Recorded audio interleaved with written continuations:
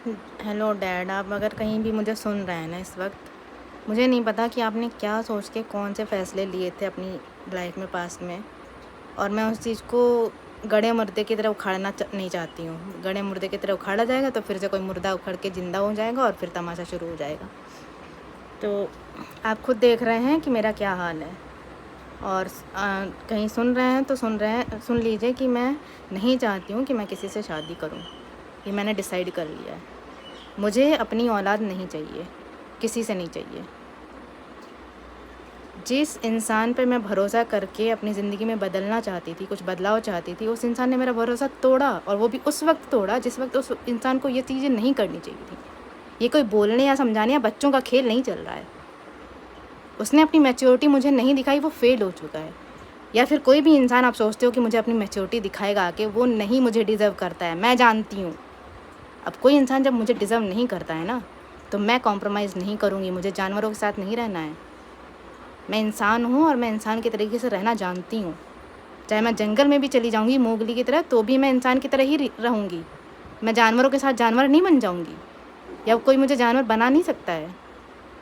ये सारा जो तमाशा चल रहा है, काला जादू टोना टोटका या कोई भी कुकर्म चल रहा है, ये सब किसी इंसान की ज़िंदगी किसी भी तरीके से इन लोगों ने बर्बाद करने की कोशिश की थी, तो वो इसलिए बर्बाद हुई है क्योंकि सब तमाशा देखने में बिजी थे।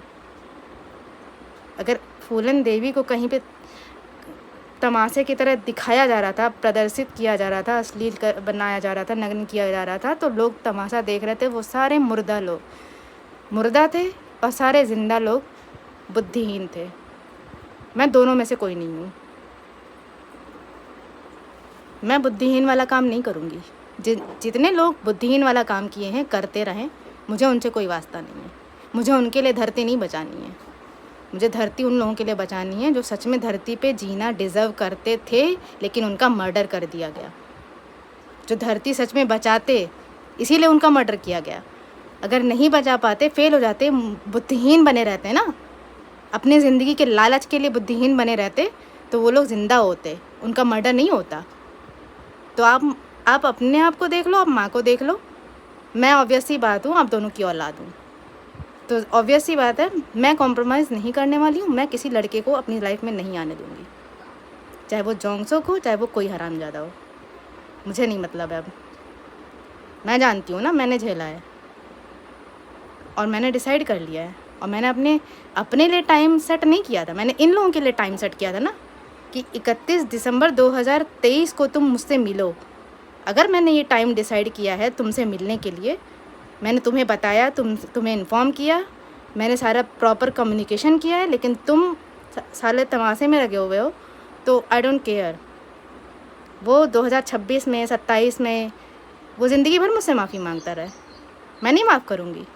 उसको जोक लग रहा है तो लगे जोक, उसको मजाक लग रहा है। बचपन में भी तो उसको मजाक लग रहा था ना। उसके टॉर्चर की वजह से ही मैं बचपन में अपनी मन की बात किसी से बोल नहीं पाई। और जब मुझे आज पता चला है ना ये चीज़ सच है, तो मैं उसको कभी सेकंड चांस देने नहीं वाली हूँ। और उस ऑब्वियस ही बात, अगर आप इतना अच्छा इंसान खोज के रखे हो मेरे लिए, जो मैच्योर है, जिसको अकल है कैसे सारी चीज़ें ठीक करनी है, तो ठीक है, कम से कम मैं मिलूँगी। लेकिन मुझसे ये उम्मीद मत करना कि मैं उसको चांस देने वाली हूँ या उस इंसान को मैं फ़ाइनल करूँगी। नो वे, मैं उस इंसान को फ़ाइनल नहीं करने वाली हूँ।